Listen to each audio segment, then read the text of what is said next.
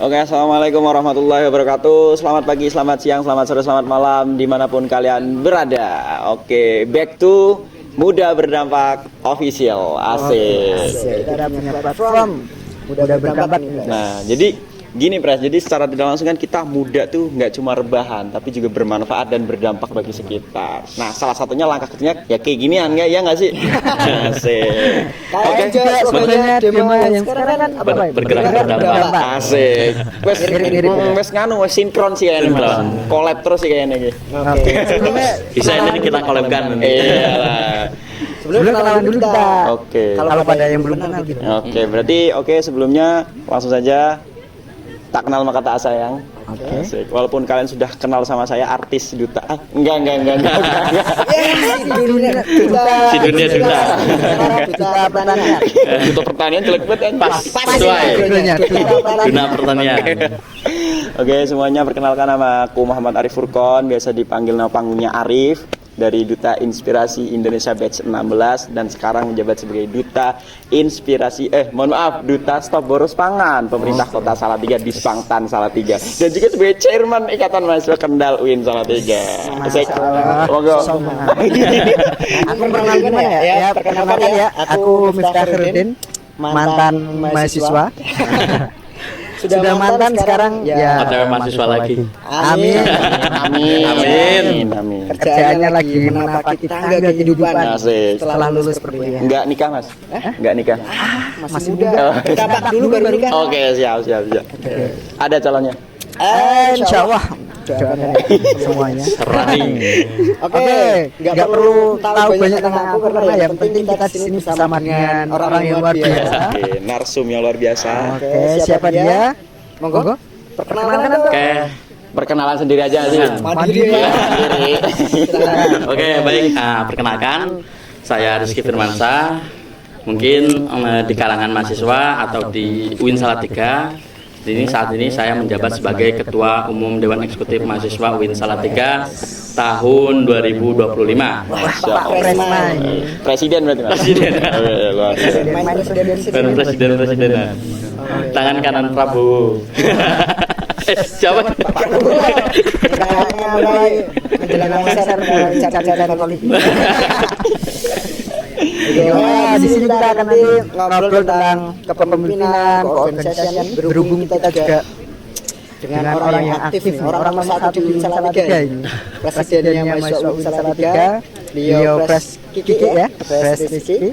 Nanti kita ngobrol apa aja sih yang sudah dilakukan Pres Kiki. Bagaimana pandangan dia soal kepemimpinan dan keorganisasian. Benar sekali. Ya, seenggaknya kita juga mengkritisi nggak sih Mas? Atau gimana nih nanti? Kita mengkritik ini. Dulu masalah pejabat ya. Lebih senior mohon maaf ya. Banyak yang kritik itu. Terutama kawan-kawan dari LPM. Sekarang kok KSP. Seleksi apa ya? Halo teman-teman LPM, silakan dihujat ini. Ditunggu katanya. Oke, mulai dari mana ini, Mas Furqon? Monggo Mas Miftah. Kan biasanya kan demisioner banyak. Unek nih biasanya. Nggak sesuai dengan arahan. Apakah nggak sesuai dengan arahan atau nggak sesuai dengan apalah, monggo. Wah, itu kita mulai dari dengar aja. Gimana nih Pres Kiki selama menjabat sebagai Presma UIN Salatiga? Apa sih suka duka atau apapun itu? Silakan cerita ini. Aduh, kalau selama menjabat ya ini, mungkin bisa dilihat ya, saya itu dilantik dari Januari, sudah melebihi dari 100 hari. 100 hari kerja, berarti otomatis harus memang ada yang memang harus ditampilkan atau memang harus dihasilkan seperti itu. Mungkin bisa lihat suka duka kami di Dewan Eksekutif, khususnya di tahun 2025 ini, kami alhamdulillah di awal kepengurusan kami. Iklan.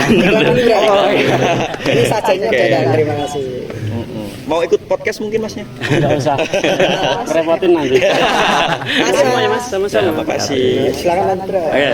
Oke, mungkin saya bisa pamerkan dulu.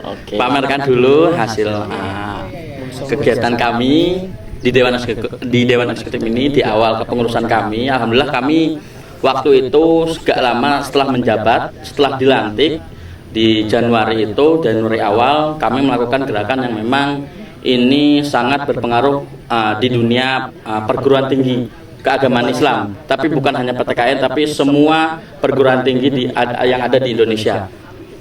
Dan di sini saya mengadakan kegiatan, yaitu bukan kegiatan, gerakan mahasiswa yang memang diinisiasi sendiri oleh Dema sendiri.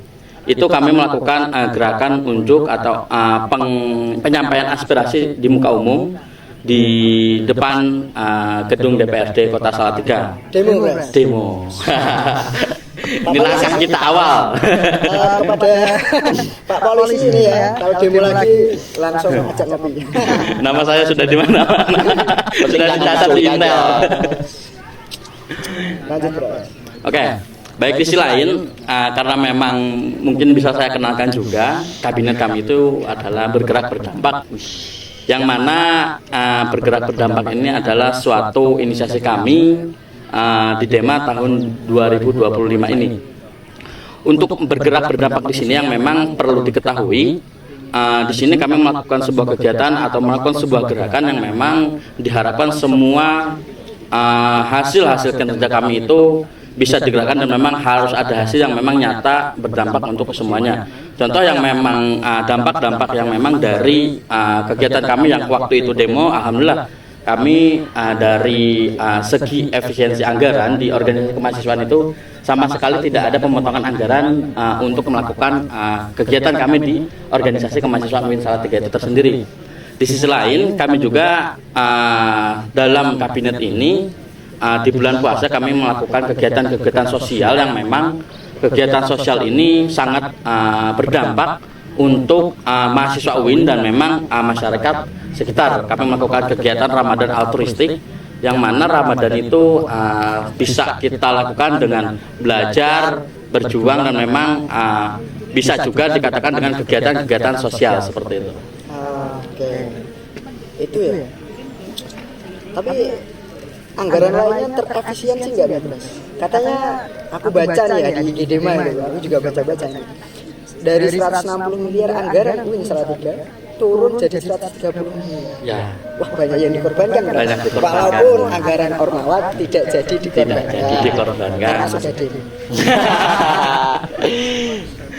Gimana Mas ini? Dampaknya apa itu? Dampak yang paling banyak khususnya di UIN Salatiga itu malah kepada dosen.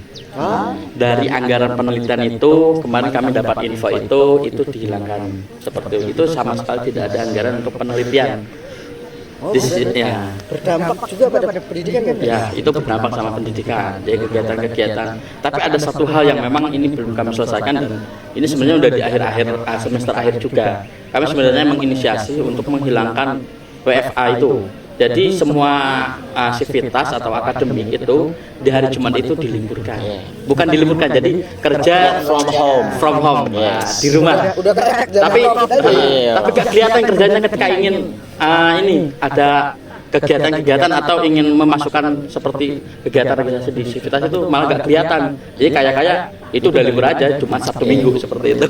Karena online tuh indikasi di culture kita kan ya online libur nggak sih Mas? Ya, ya kebanyakan kan. Sambil rebahan. Iya, sambil rebahan. Materi nggak masuk. Oke, tapi di balik itu semua sih Mas, dari pencapaian yang Mas Pres Kiki ini tadi diomongin terkait Dema ya, Dema periode sekarang itu mungkin tadi kan kembali ke pertanyaan Mas Miftah sebenarnya, keluh kesah ada nggak sih selama menjabat selama ini gitu. Oke. Apa ditinggal pengurus? Nah, udah pada munafasah?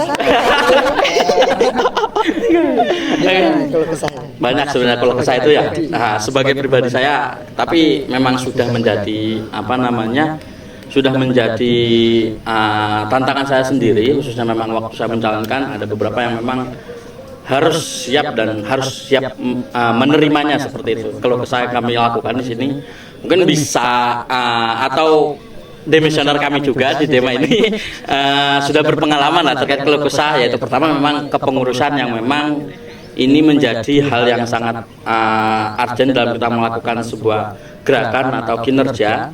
Kepengurusan kami memang di Dema ini bisa dikatakan tidak 100% bekerja.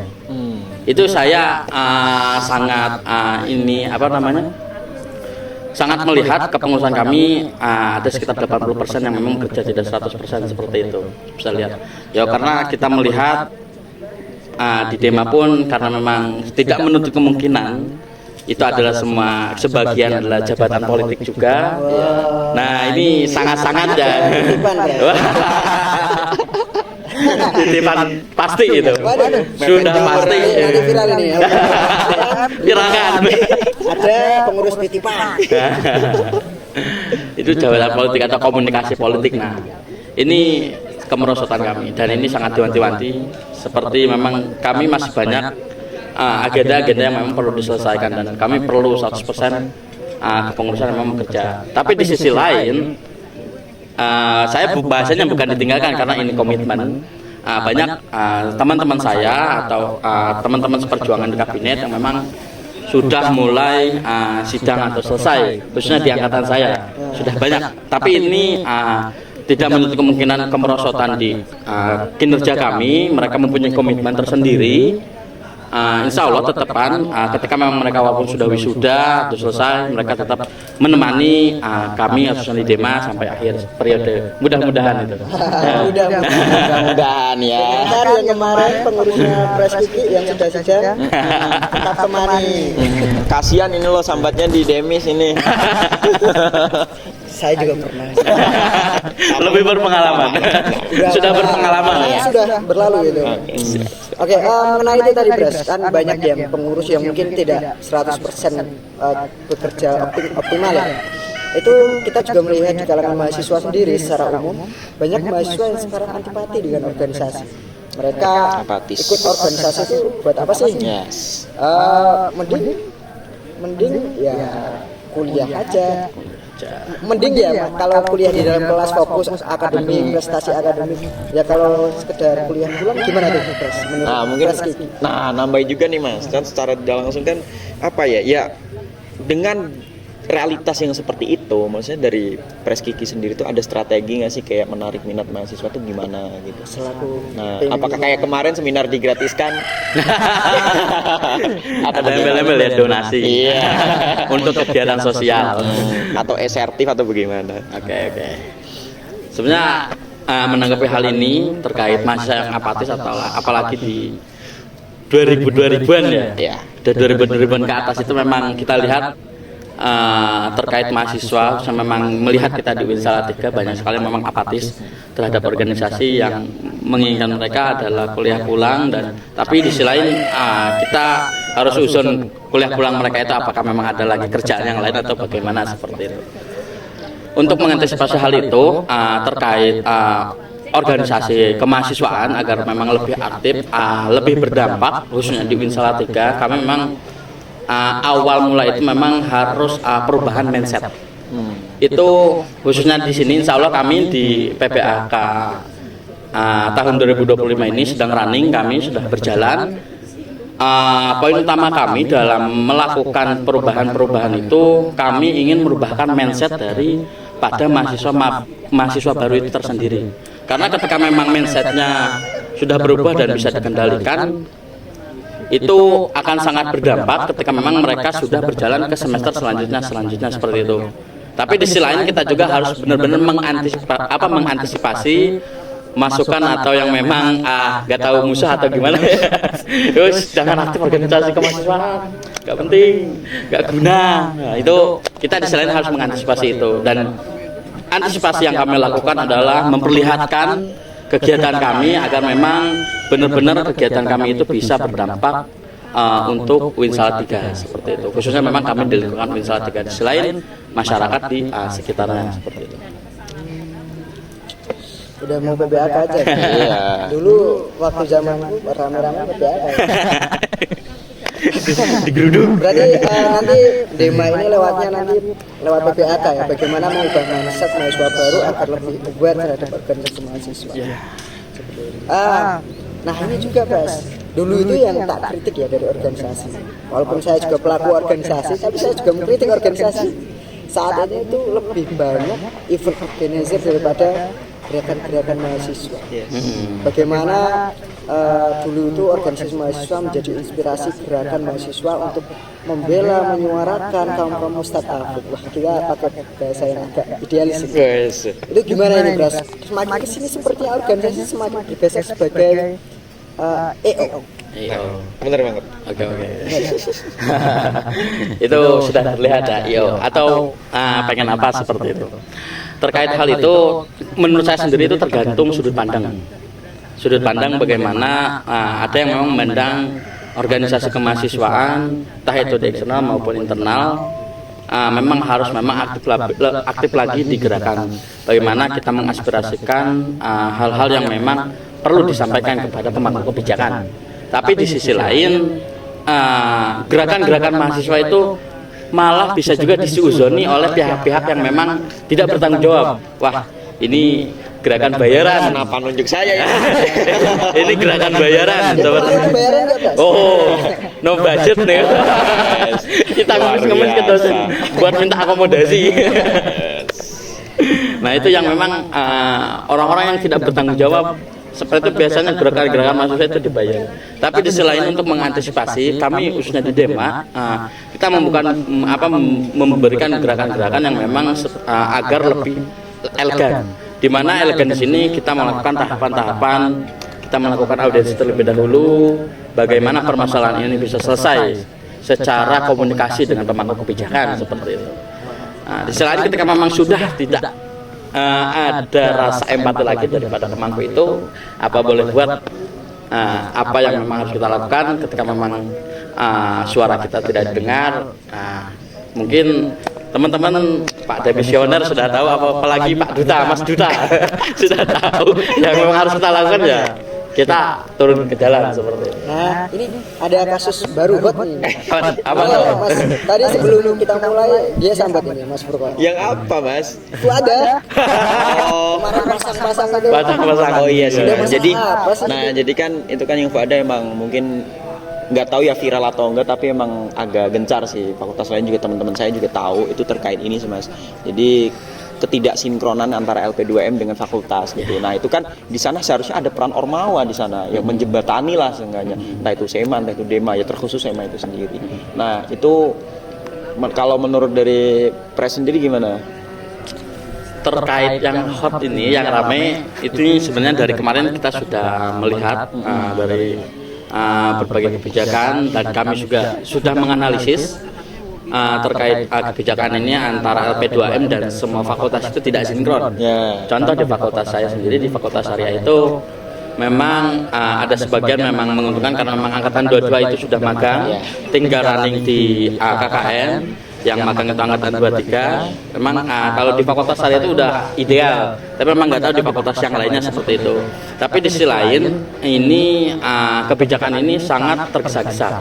Khususnya memang kebijakan ini kan dilakukan pada awal tahunan kami di angkatan 2021. Itu kebijakan yang memang sampai saat ini belum ideal. Tapi kalau melihat di fakultas saya, menurut saya udah sangat ideal. Terkait hal ini memang khususnya kami di Kementerian Kajian Akses Strategis dan Advokasi, hari ini itu baru kami konsolidasikan. Hari ini sebenarnya jam 1 itu mereka dari kementerian sudah ngumpul dan menyiapkan, dan insya Allah kami melakukan audiensi terlebih dahulu.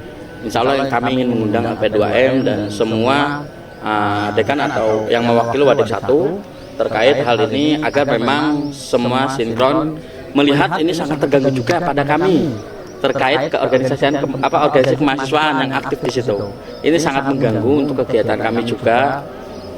Ini perlu diselesaikan, dan kami langkah pertama kami insya Allah kami akan melakukan audiensi bersama LP2M dan para Wadik 1 se-UIN Salatiga. Oke, gitu Mas. Jadi tapi minta tolong ini sih Pres, jadi kayak nanti audiensi pun kayak harus ini nggak sih, apa ada hasilnya gitu, terus nanti hasilnya tuh bisa sampai ke mahasiswa gitu. Kalau bisa sih di muka umum, Mas. Iya, jadi kayak Pengalaman itu kan sebelumnya zaman itu ibarat juga. katakan teman-teman dari Fuada juga kan pengen lulus cepat lah Bas.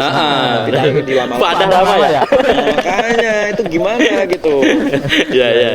Oke, mungkin sedikit itu dulu ya bocoran mengenai permasalahan. Ya, permasalahan. Ya, Kita mungkin update. lagi hot di Fuada, tapi mungkin masalah di semua fakultas ini. Saya sebagai alumni melihatnya. Walaupun saya sudah nggak punya wewenang di situ. Udah Oke. nggak heran lagi nggak sih Mas? Tadi Pertahunan itu terus. iya, zaman saya juga malah juga zaman itu. Nggak selesai berarti. Dengan keduaan sekarang terjadi lagi ternyata. Ya itu permasalahan terjadi di kampus, kita lebih luas lagi. Tadi organisasi, permasalahan di kampus, sekarang lebih luas skala nasional. Apa nih bahasanya? Apa? Karena nih selaku aktivis Resma mengenai pemerintahan Prabowo. Nilai 0. Yang penting nggak 11 dari 100 ya. Itu yang penting nggak itu ya. Nanti nggak jadi menteri. Kayak tadi nggak ada apa briefing itu ah. Oh ya udah. Ngobrol asik aja. Oke. Gimana nih Mas? Biasanya ke aktivis mengkritik pemerintah. Pemerintah. Rezim, melawan rezim, demo. Oligarki. Ini gimana nih pandangan Mas Kiki mengenai pemerintahan Prabowo sampai saat ini? Banyak kontroversi sih. Banyak sekali yang memang belum selesai. Jujur, saya dari awal banyak sekali kontroversi mulai memang waktu awal saya dilantik dan saya siapkan terkait memang malah kami di Dema malah jadi bukannya ini ya, agak kontra sama beberapa kebijakan dari Prabowo itu sendiri seperti itu. Wait Mas, kosong berapa nih? Kosong. Kosong berapa? 10 dari berapa gitu ya? Oke lah, mungkin bisa katakan 7 dari 10 lah. Oh, 7. Enggak, masa kalau lulus KKM itu. iya, masa kalau paslon tuh dulu kosong berapa ya, kan? gitu. Biar bisa disenggol lah. Siapa tahu kita sama. Udah nanti Rahasia publik. itu kan apa? Jurdil apa? Kalau Luber jurdil. Aduh, Gimana sih? Sorry. Lu mah lupa ya? Lupa gua. Hmm. Oke, tadi Prabowo apa yang perlu dikritik dari Prabowo? Apa yang kontroversi? Apa sih menurut Pres Kiki yang paling kontroversi yang harus dikritik dari pemerintahan Prabowo? Yang memang harus dikritik pertama memang menteri-menterinya itu harus memang bisa satu suara sama Pak Prabowo itu. Oh, ada matahari kembar itu. Mataharinya kembar terlihat pengen menyinari Indonesia ini. Nah, itu perlu sangat memang satu suara bersama presiden itu sendiri. Mungkin bisa kita lihat menteri-menteri banyak yang sekali kontroversi, yang mana kontroversi dari kebijakan atau yang ini yang baru-baru ini nih, Menteri Dalam Negeri Tito Karnavian menetapkan atau memutuskan terkait 4 pulau yang memang padahal sudah diklaim dari Aceh seperti itu. Nah, di selain kan ada isu-isu wah ini ada 2 matahari ini adalah suatu hadiah buat siapa nih kan nggak tahu ini. Nah itu hal yang sangat kontroversi dan alhasil Prabowo kemarin saya lihat lagi berita yang terbaru Prabowo memutuskan keputusan dari Menteri Dalam Negeri itu tersendiri terkait 4 pulau itu untuk Sumatera malah dibatalkan, malah sekarang insya Allah jadi milik Aceh itu tersendiri. Nah ini bisa dilihat suatu kebijakan yang memang kalau isu yang memang orang mengatakan tidak bertanggung jawab itu adalah wah ini adanya 2 matahari ini seperti itu. Siapa itu? Waduh, nggak tahu itu. Mataharinya masih kuat. Di Solo mataharinya. Oh, siapa ya? Saya nggak tahu jujur ya. Kita bahas yang agak hot panas-panas saja. Aduh. Biar podcast kita ini nggak lempeng-lempeng. Ya, oke. Didinginkan dulu, didinginkan dulu. Satu lagi nih, Bras. Ini soal pemerintahan ini. Sebagai aktivis ini melihat isu pemakzulan Mas Wapres nih. Setuju apa tidak ya? Setuju.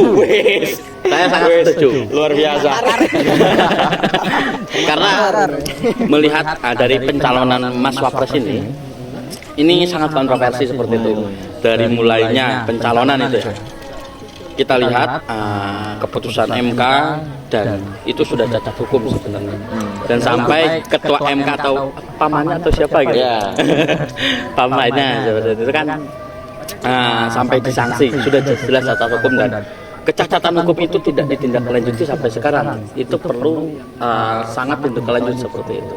Makanya para purnawirawan di Indonesia khususnya ada mantan wakil presiden juga kan, Pak Sutrisno, itu kan mengajukan pemakzulan seperti para mungkin bisa kita lihat para ahli atau akademisi aktivis hukum seperti Ferry Hamsari, Zainal Arifin Muchtar, Bivitri, itu mereka menyuarakan memang ini perlu ada tindak lanjut dari kontroversinya keputusan MK yang terhadap pencalonan Mas Gibran ini, dan jelas-jelas keputusan MK itu sudah kontroversi, tapi sampai saat ini belum ada tindak lanjut, malah lolos mulus seperti itu. Nanti kalau jadi dimakzulkan ganti saya aja. Saya juga siap. Sudah jadi presiden. Presiden UIN kan. Presiden Win. Jadi apalagi nih Mas? Enggak, tadi kan sedikit teringat sih, maksudnya secara langsung sedikit merenung lah, maksudnya kalau emang dimakzulkan tuh emang apakah bisa dan emang kemungkinannya seberapa gitu sih. Kalau dari saya kan bukan anak hukum juga, itu kiat-kiatnya seperti apa dan kayak apakah itu tidak ini ya, kan itu kan satu paslon ya, yang dimaksudkan hanya wakil tuh. Kenapa enggak presidennya sekalian? Nah. Sekalian kan satu kesatuan. Iya. Kenapa kok Gibrannya ini? Kenapa itu Mas? Saya nggak tahu juga ya di situ. Karena ya mungkin ada politik, namanya juga politik, pasti ada komunikasi yang memang belum selesai di situ. Dan isu dua matahari itu juga seperti itu. Tapi di sisi lain terkait pemakzulan wapres ini sebenarnya bisa juga. Saya lupa kemarin baca undang-undangnya, itu bisa dilakukan, nanti bisa digantikan dan diusulkan oleh para DPR seperti itu, nanti disepakati oleh dan diketok oleh MPR seperti itu. Ya juga kita kalau melihat di presiden pun pernah ada pemakzulan dan wakilnya nggak dimakzulkan malah naik. Nah seperti itu juga bisa waktu zaman Gus Dur. Bu Mega. Ya. Gus Dur dimakzulkan, Bu Mega sebagai wakil maju sebagai presiden. Oke, luar biasa sekali Mas. Sampai menangis ini langit. Nanti jangan sampai viral ini. Pernyataan Tapi viral sih kayak di kampus. Presiden mahasiswa mendukung pemakzulan Gibran. Bukan saya nih. Aman nih Bro. Aman kan? Kan Gibran nggak kenal juga. Jadi ya Presiden mahasiswa Minta 3 itu siapa dia? Ini kan suara-suara kecil. ya, oke Mas, lanjut Mas. Oke, apa lagi ya dari Ada isu nasional lagi? Isu nasional. Mungkin apa lagi ya? Oh, ya ini sebagai seorang pribadi pemimpin. Nah, Banyak juga yang ingin bertanya bisa sebagai pemimpin orang lain, bukan sebagai ketua ya. Tadi kan sebagai ketua. Ya. Sekarang sebagai pemimpin itu keluh kesahnya apa? nah, gini nambahin lagi ya Mas ya. Ini biar Juga pemimpin semua ya. Kok udah pemimpin Enggak, ini mentor-mentor saya guys. rakyat biasa habis kan? Nah, jadi kan tadi kan kalau dibahas terkait segi kepemimpinannya atau karakter pemimpinnya kan. Jadi mungkin tak tambahin aja terkait ini sih Mas. Motif kenapa mau ranah atau berproses di dalam kepemimpinan dari pres sendiri itu apa motifnya? Dan Apakah ini? dan kenapa mau jadi presiden, Mas? Dan kenapa mau jadi presma? Oke. Ngapain anak-anak Mungkin bisa saya ungkapkan dulu ini Oh, iya. ungkapan yang memang waktu saya mondok itu diungkapkan oleh kiai saya. Sudah kiai. Masa Allah. Mungkin ini ungkapan aja ya, Quote of the day berarti. bukan ayat, bukan hadis, yaitu kun kaum lata kun kaum mau. Artinya apa tuh, Pres? Kun jadikanlah kaum itu di sini tuh tahu pohon kaum enggak? Enggak. Yang mana pohon kaum itu kalau di Sunda itu banyak sekali manfaatnya. Mulai dari daun, terus batang, pohon sampai ke akar-akarnya dan buahnya seperti itu. Apalagi buahnya seperti itu. Itu jadilah kamu orang yang memang bermanfaat. Seperti kaum itu. Walatakun kal mau. Dan janganlah kamu jadi seperti mau itu bisa dikatakan harimau. Yang harimau. Mau juga. Itu janganlah kamu seperti mau, yang mana mang itu biasa ketika ada manusia atau ada lawannya, itu mau itu atau harimau itu menerkam musuhnya itu tersendiri, jadi tidak bermanfaat untuk siapapun seperti itu. Jadi seakan-akan ditakuti seperti mau, itu jangan sampai dan tidak ada manfaat. Ini yang menjadi motivasi saya aktif di semua organisasi. Saya alhamdulillah aktif dari SMP, dari SMA, dan sampai di perkuliahan ini saya aktif di berbagai organisasi. Dan saya meyakini semua organisasi itu benar dan banyak manfaatnya, dan bisa berdampak untuk diri sendiri dan orang lain di sekitar kita. Sedikit cerita, saya itu dulu ke UIN Salatiga itu karena relasi organisasi. Oh, bukan tersesat ya? Bukan tersesat. Relasi organisasi. Ya walaupun secara tidak langsung saya tersesat ke sini. Kenapa di UIN sini? Saya masuk waktu IAIN. Saya masuk waktu IAIN. Nah, itu saya mendapatkan relasi organisasi. Saya itu alumni yang masuk ke sini itu pertama. Tidak ada sama sekali senior saya di sini, tapi saya mempunyai kenalan organisasi di sini seperti itu.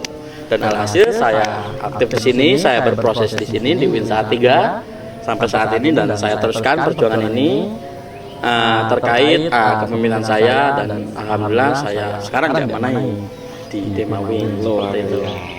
Diamanai ya? Diamanai. Ini motivasinya dari Kiai. Iya.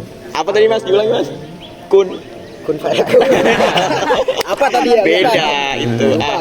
Ya pokoknya itulah ya. Itu Luar biasa. yang sangat memotivasi saya sebenarnya. Oke, Dan baik. saya catat juga di bio IG saya. Woi. Promosi. Tadi ya kan daunnya Kiainya. Ya, saya catat di bio IG saya. Oke, gue kepo ini sih Mas, karena tadi ngebahas terkait motif dan kayak keluar quote of the day-nya juga. Jadi secara langsung lebih ini sih Mas, ada nggak sih tokoh pemimpin atau inspiratif dari Pres sendiri dalam memimpin, terutama sekarang di Dema? Tokoh secara nasional Ya, yang bebas. masih terlihat atau Bebas, Oke. bebas. Yang memotivasi. Oh, gue ini idola gue Prabowo misalnya. saya jujur aja ya, saya senang sama Cak Imin.